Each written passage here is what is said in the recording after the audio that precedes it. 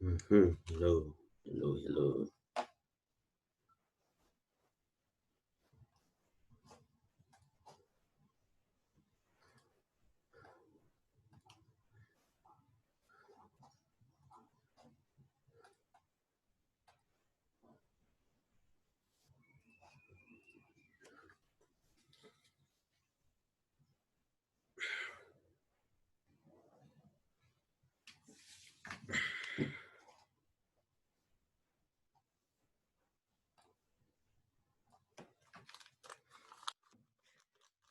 So, morning, people. How are you, Steve? Morning, Steve. Hope you're well.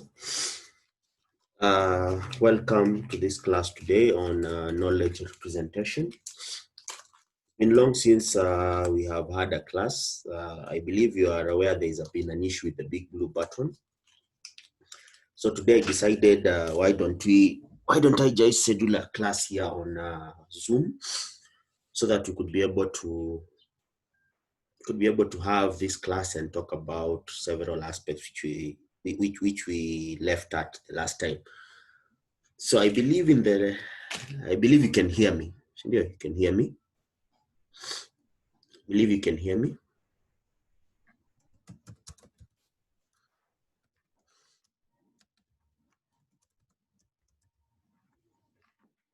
I believe I'm audible enough to have this class today. So first of all, I would like us to. There are a lot of things we had to look at. I believe in the last week I gave notes about the search algorithms, and we have two types of searches. We have an informed and informed search. We have an informed and informed search. These are the only two types of searches which can be employed in artificial intelligence. And we looked at the different types of uninformed searches we have. We have breadth first, depth limited, iterative, uniform, bidirectional. But I believe for most of these, you have covered them in something we call data structures and algorithm. You have been able to have a look at these algorithms, especially the depth first and the breadth first, because these are the only two algorithms. Actually, I believe in searches in artificial intelligence. Most research has been done on these two, breadth first and depth first searches. They're the two most common known algorithms you have in uh, in, uh, in, in in artificial intelligence. So I wanted us first of all. I was just talking about that as I wait for people to join, so that we can be able to have a very good class. I know it has been long. Sorry for that bit of a layoff. The issue has just been about the conferencing tool which we are using. And for me, most of the time, I think I'll just have to use Zoom for most of my classes. So as I was saying, for those who have joined, welcome. Today we are talking about knowledge-based artificial intelligence. We shall talk about it, but I first wanted to recap about the aspects of searches. I believe you saw the work on searches, and those notes are what they are so well in depth about the types of searches and how they are. And then there's a video which I've uploaded today, which is in the part of informed searches, which is in the part of informed searches. So that part of informed searches is about the way people have been able to do a to the way people have been able to carry out searches using AI. And you know, one of the key aspects of AI is to do searches. So problem solving, the only way we can do problem solving is by searching. That's the only way AI does problem solving. The first way it does is through searching. The second one is through knowledge-based representation, which you are going to look at today. So that's what we want to talk about today. So I hope we shall have We shall have a very good class. So as we wait for people to join, let them join. As usual, you can be able to unmute your mic. But if you have a question, you can be able to type it on the group chat, which you are going to look at, which you're going to have. So today we are basically looking at knowledge.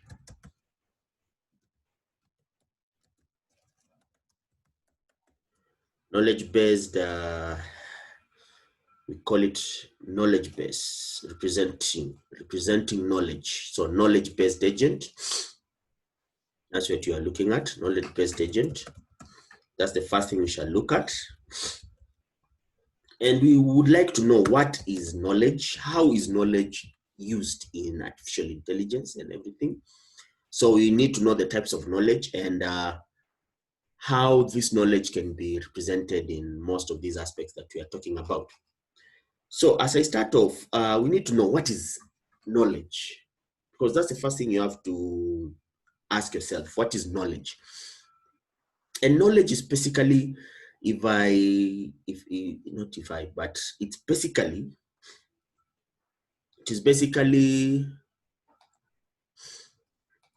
knowledge is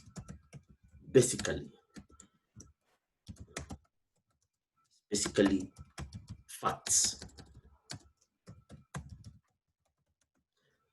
real world facts. That's what knowledge is. Even the knowledge, everyone has knowledge. Everyone has knowledge. If you know something, that's knowledge. You are knowledgeable in that aspect. That's why you hear people say, oh, this person is knowledgeable in this person is knowledgeable in that.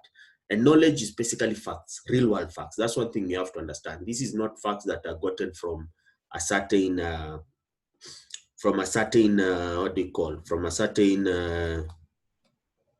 place which is not accessible or something, but it's purely a place where you can you're just able to go and get you're able to go and get facts about aspects which are real. So that's what knowledge is. And knowledge is purely facts. That's the first thing you have to understand. Now, in artificial intelligence, we know that in AI, we are trying to make systems to be intelligent, to make systems to mimic the way human beings think. That's what AI is all about. So one thing we have to do when we are writing these AI programs is to have a knowledge base. That's the thing, knowledge base. And knowledge base is a really important thing. And I know you guys, you're going to do fuzzy logic in year 4. And in year 4, we shall look at something we call an inference engine, which you shall also mention here. And fuzzy logic is one of the algorithms which is employed when we are looking at artificial intelligence. And fuzzy logic employs the aspect of something we call uncertainty.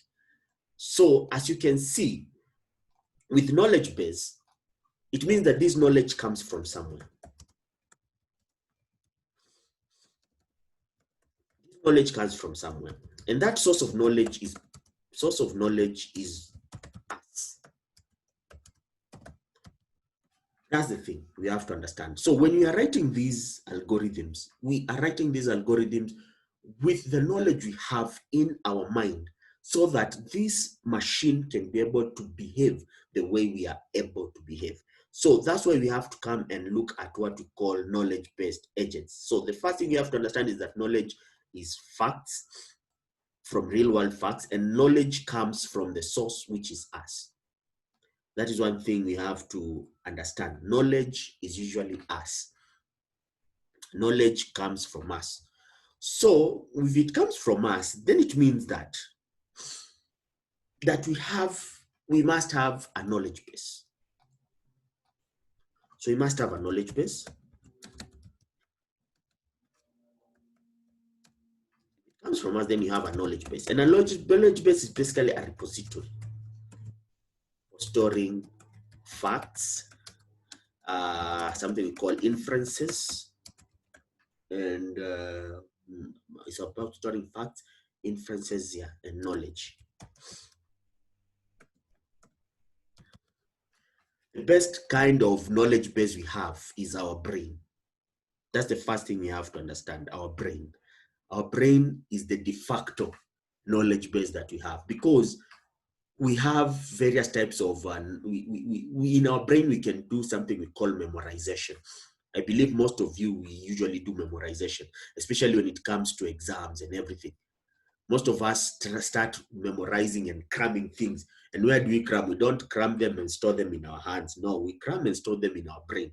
So our brain is a good example of a knowledge base. And that's why the first ever algorithm, AI algorithm ever made, was what we call an artificial neural network. Because an artificial neural network was designed to mimic the way a human brain thinks and stores data. So that's why we have that aspect of knowledge base. So with knowledge base, it means that it's a repository. Where do we store these facts? Where do we store these inferences? And where do we store this knowledge? So that's why we have that aspect of knowledge base. So one other thing, which is that in AI, we have to have something we call an intelligent agent. So in AI, we have a knowledge, not intelligent, a knowledge-based agent. And remember from the first class we had, where not the first, but the class where we are talking about agents. And we said these agents are aspects that perceive the environment and they perform a particular action based on the environment in which they are in. And I gave you a good example of agents. Well, let's say if you're having sensors in a piece of field somewhere out there, and in that sensor, it's able to sense moisture or is able to sense heat. That's an agent. Now in AI, we have knowledge agents. And these knowledge agents are really important. And these knowledge agents, their work is just to maintain internal state of knowledge. So their work, if we may say their work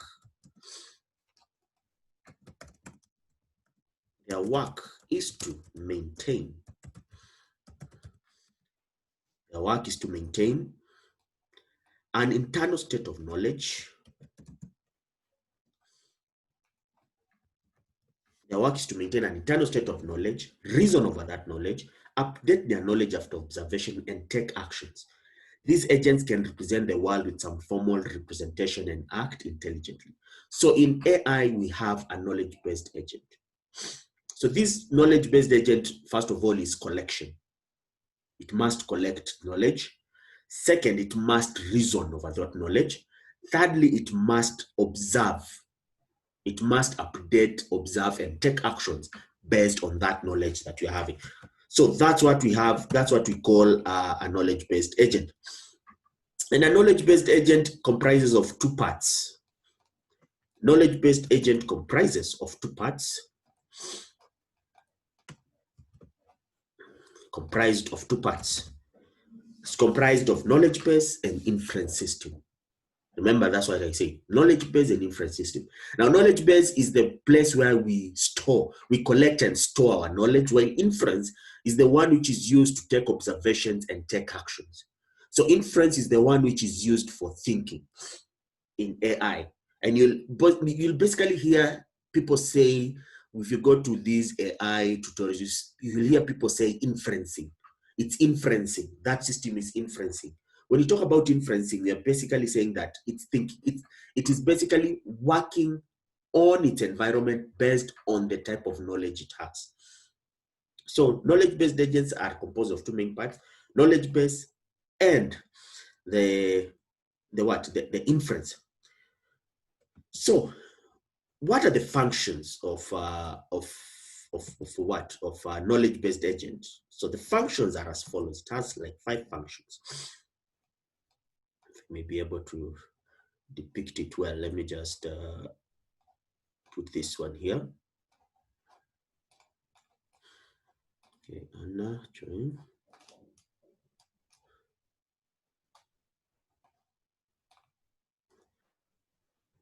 Okay, so a knowledge-based agent must do the following. So the first thing a knowledge-based agent must do is it should be able to represent states and actions. Okay, remember in AI, we are basically working with states and action. Remember from our agent model that we had. We had states and we had action. And that's why we had the Pierce model. Remember the Pierce model, which we are looking at? The Pierce model from our tutorial, which we had, the agent environment. And we are talking about the agent environment, which we had during that time, and it was about the Pierce model. If I may rewind back on that, that was the agent environment, intelligent agents. If we looked at the intelligent agents, we had environment, action, perceptron, sensors, and effectors. And then we talked about the Pierce. The Pierce stands for performance, environment, actuators, and sensors. So in essence is that, first of all, an agent should be able to present states and actions, etc. Secondly, an agent should be able to incorporate new percepts. When you're talking about percept, it's something we call perception. Perception is basically a way of thinking, of inducing thinking. That's what is called perception.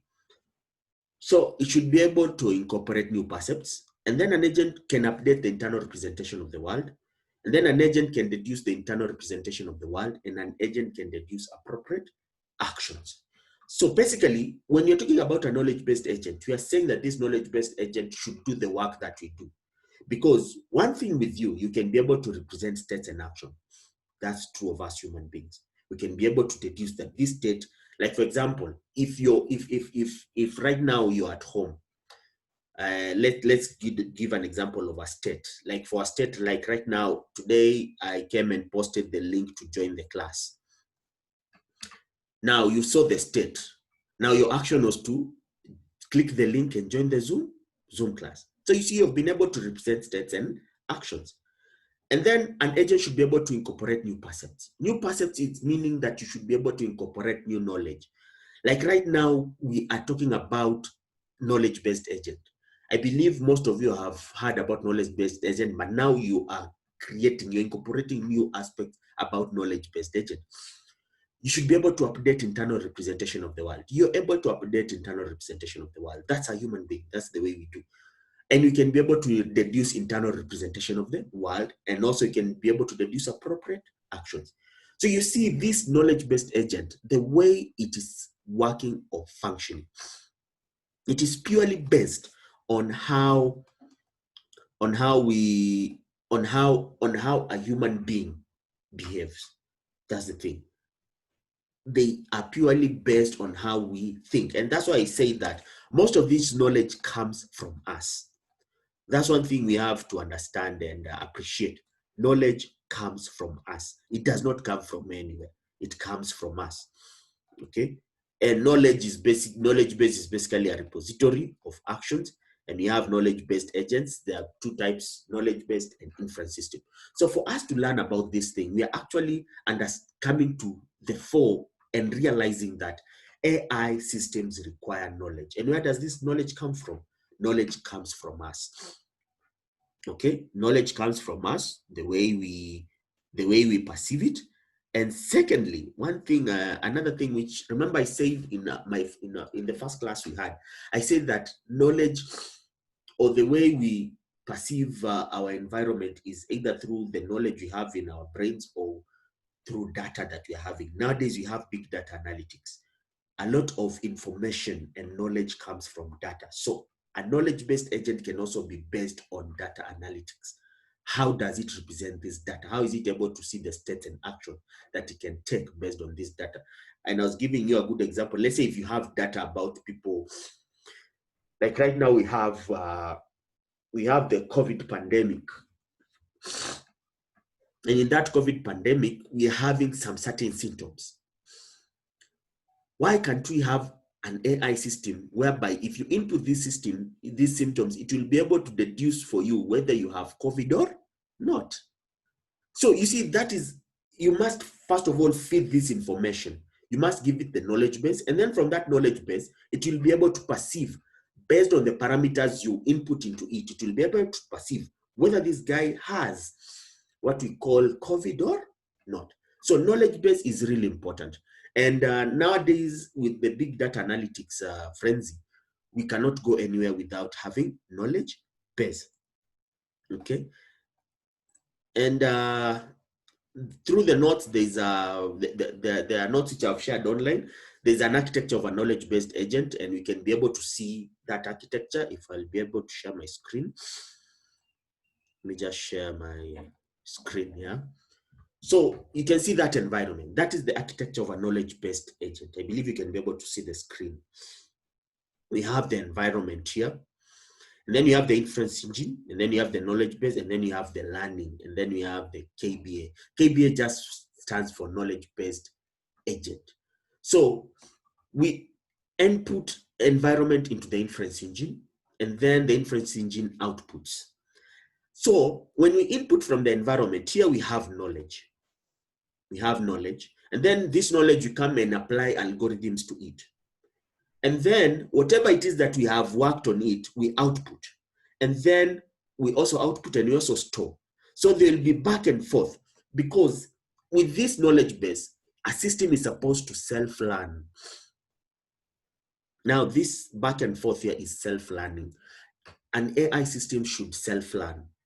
That's one thing we have to understand. Algorithms, artificial intelligence systems, machine learning, they should be self-learning. Machine learning, they should have an aspect called self-learning, or something we are calling reinforced learning. Reinforced learning meaning that whatever knowledge you input into the system, that knowledge should be able to grow and make further knowledge. That's what I mean by that. Okay? That's what I mean by that. That thing should be able to grow and make further knowledge. Able to grow and make further knowledge. And that's why from this architecture here, we're able to see the environment, the inference engine, the knowledge base, and the learning. Now the learning is the updating. Now here, when you are learning, you're updating. Now learning, basically, we are just applying the other algorithms you have in here. So here, learning, we can apply artificial neural networks. We can apply support vector machines. We can apply naive Bayes. We can apply k-means. We can apply fuzzy logic. We can apply rough sets. We can apply random forests. We can apply a host of algorithms which are there, which enable us to think outside of this box. Okay, so that's what we have with this type of learning. And as we go there, we see that it has the knowledge base. And the knowledge base, I said, is the central component of a knowledge base. So here it's a sentence, it's a collection of sentences, and it's not identical to English. These sentences are expressed in language called knowledge representation language. So that's one thing you have to be really aware of. The sentences are expressed in a language called knowledge representation language. That's why we have something like called propositional logic. We have so many types of logic that we have it. So why use a knowledge base is required for updating knowledge for an agent to learn with experience and take action as per the knowledge. That's why we need a knowledge base. So the knowledge base that we are having, so whatever it is that we are having here, and remember I said one aspect, the key aspect of having a knowledge-based agent is for something we call self-learning. This agent should be able to learn from past experiences and be able to gather or formulate future inferences that we are having. So that's what is called self-learning. So that's why we have that inference system. Now the inference system means deriving that knowledge base. Now the inference system derives new sentences from all. So when you are doing self-thinking, we are doing it through the inference system. Okay, so inference system allows you to add a new sentence to a knowledge base, which is usually proposition about the world. We will look at propositional logic. It's part of propositional logic. And there are two ways in which it does that. It does forward chaining and backward chaining.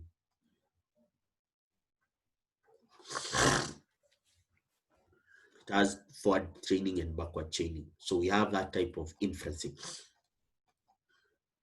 So as I said earlier, inferencing is purely thinking.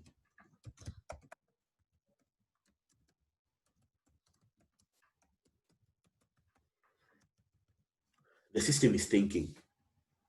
Okay, and there are two methods which you can think with. You can do forward chaining,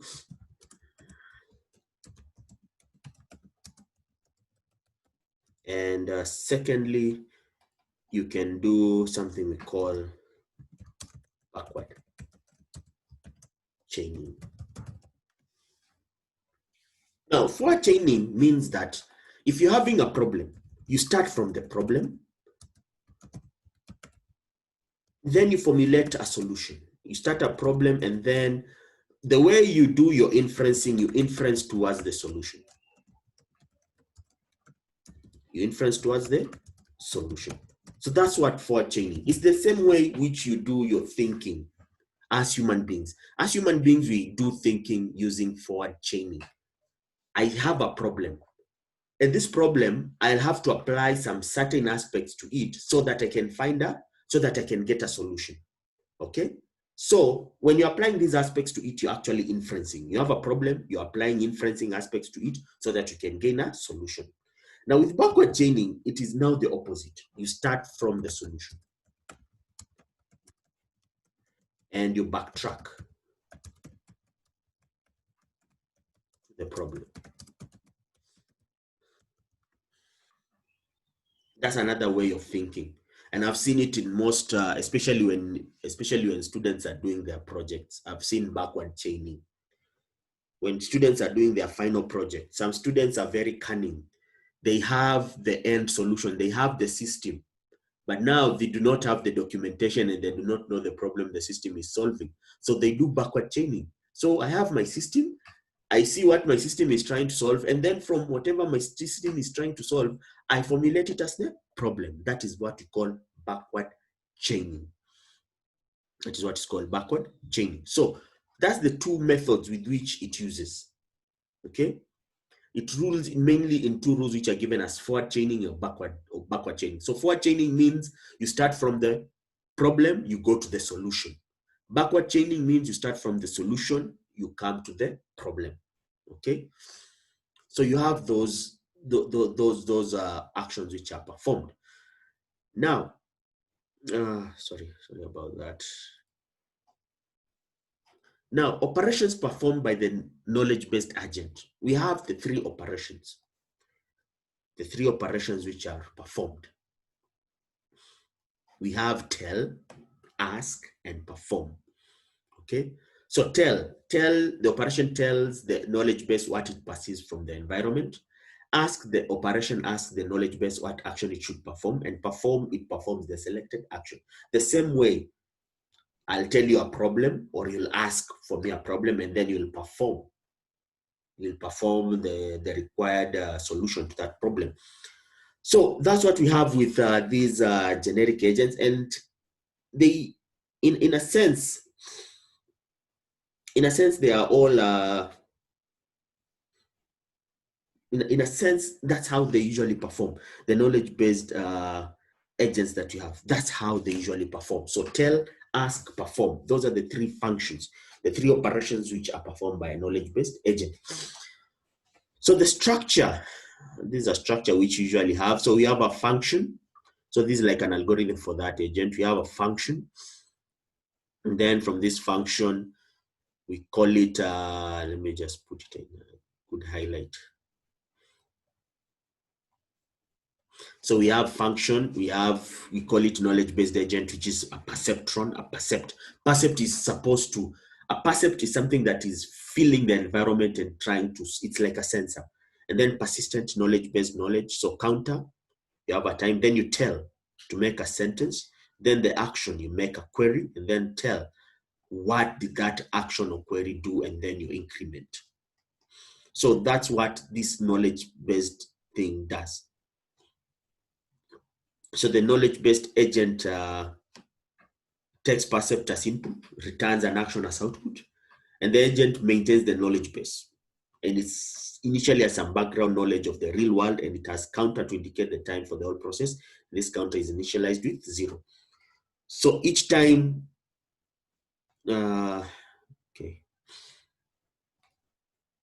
each time when the function is called, it performs the three operations: tell, and then it asks, and then it tells. So you see, it has, when you initialize, we have initialized it, it has tell, action, tell. Remember, we had tell, ask, perform. So tell, action, tell. That's the way it usually does. So first it tells the knowledge base what it perceives. Secondly, it asks the knowledge base what action it should take. And then third, agent program tells the KB which action was chosen. So that's how it usually performs. That's how it usually performs, that knowledge-based agent. So knowledge-based agent is a really important aspect in what do you call in artificial intelligence, because through them that's where we are able to understand most of these aspects that we want to talk about. Let me check if there's something which I've left out. So the make perception test, the make action. So we have various levels.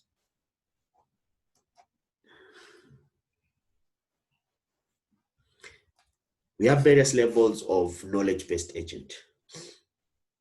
So how can we view a knowledge-based agent? How can we view a knowledge-based agent? A knowledge-based agent, you can view it using the knowledge level. They're around 4. I believe they're around 3. They're around 3 or 4. We can view them. The first way is through a knowledge level. Then you have the logical level. Then you have the implementation level. So these are the levels which you can view a knowledge-based agent: knowledge level, logical level, and implementation level. So knowledge level is the first level of KBA, and this is where you need to specify what the agent knows and what the agent goals are. So in knowledge level, this is what is usually done. What does the agent know and what are the agent goals? So with the knowledge level, we are actually fixing our knowledge base. Okay, we are actually fixing our knowledge base. Okay, so it's telling me I'm running out of time. So at this level, and then in the logical level,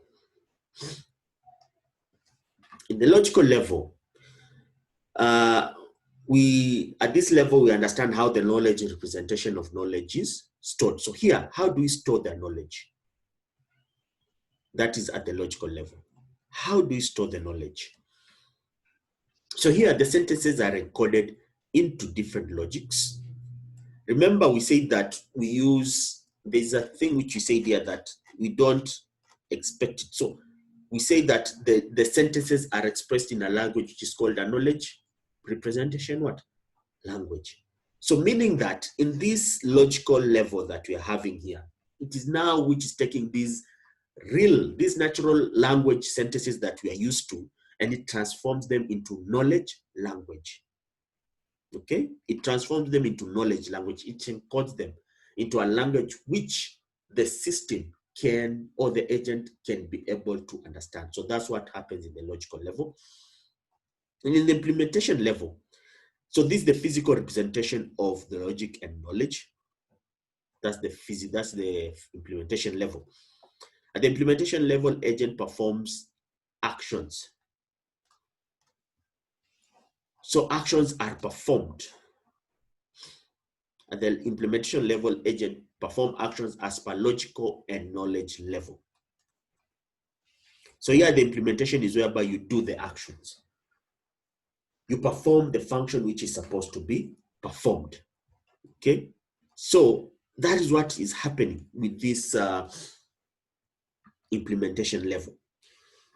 So we have those 3 levels. We have knowledge, which is the first level, and we need to specify what the agent knows and its goals.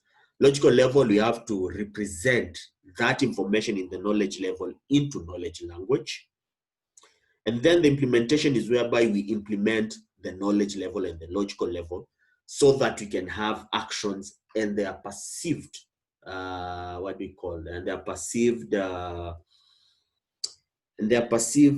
if you have an action, it must have an effect, and it's perceived effect with what we have. So those are the 3 levels we have in in a knowledge-based agent: knowledge level, logical level, and implementation level.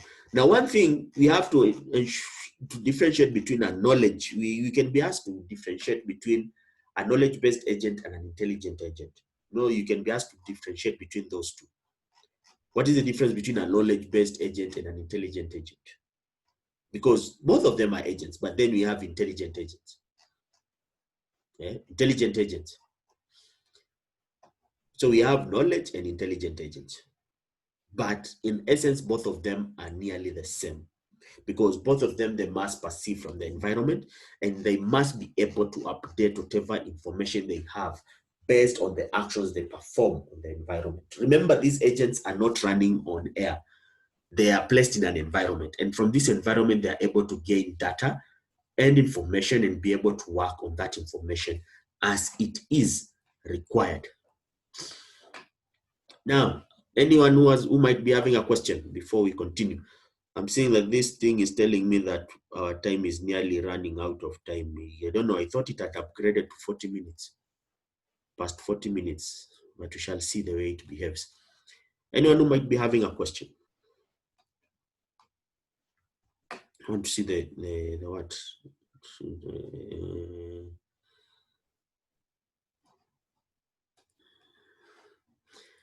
Huntington, unashinda ukiingia ukitoka, what's up, bud? So let me check if there's anyone who might be having a question. Okay. So we continue. Okay, let's continue. So we have that aspect of knowledge-based. We have talked about knowledge-based. We have talked about the actions they perform and the types of levels they have. Now, we want to know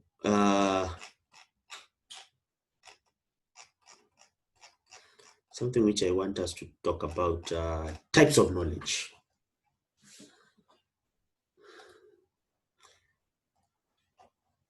Let me talk about types of knowledge. Types of knowledge. You have to understand the types of knowledge there so that you can be able to decode. Because after we have known the type of knowledge, then you can be able to know how do we design a knowledge-based agent. But for today's lesson, you have to know what are the types of knowledge. And this is really important. This is knowledge. Knowledge is basically awareness or familiarity gained by experience of facts. So that's what knowledge is. We can define knowledge as that. Awareness of familiarity gained by experiences of facts, data, and situations. That's knowledge.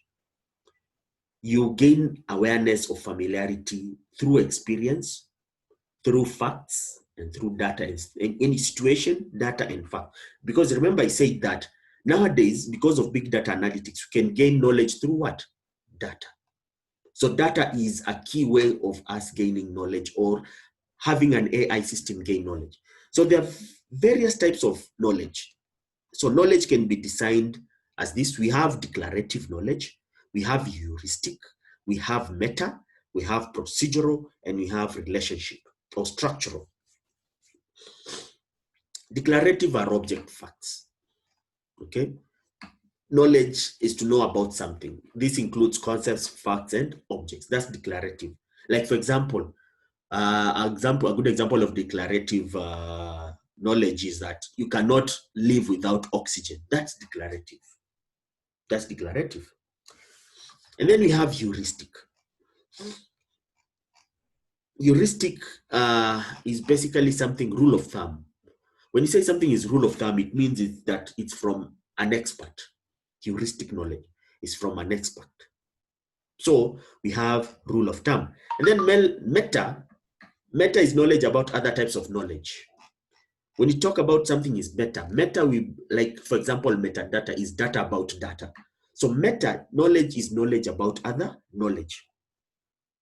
Procedural is known as imperative, as we know.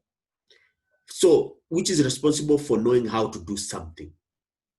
Like, for example, cooking ugali, that is procedural knowledge. It can be directly applied to any task. So procedural knowledge. And then we have structural knowledge.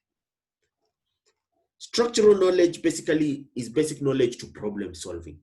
It describes relationship between various concepts such as kind of, part of, and grouping. And then we have the last one. Yeah, that's the last one. So we have 5 levels of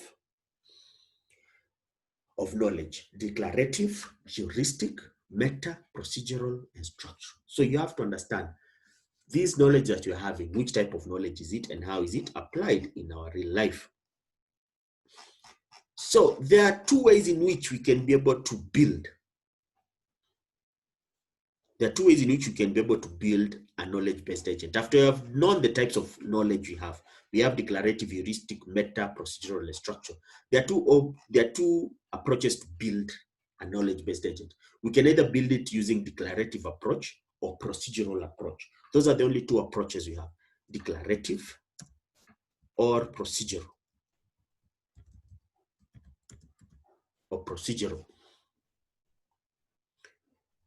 So we have those 2 approaches which you can use to build.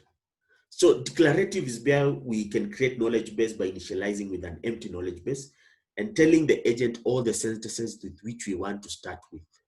So declarative, so you declare. And then procedural is where we directly encode desired behavior as a program code, which we mean we just need to write a program that already encodes the desired agent behavior.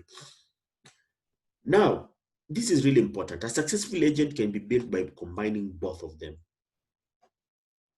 So in most cases that we have today in the real world, they have combined both declarative and procedural. Declarative, you can start with an empty and then you code the desired behavior, okay? The way you want that agent to behave, the way that you want that program to behave, it is you. That's one thing I like about artificial intelligence. Artificial intelligence and machine learning, you're the one who tells this thing how to behave. Okay, guys, so let me check about this thing.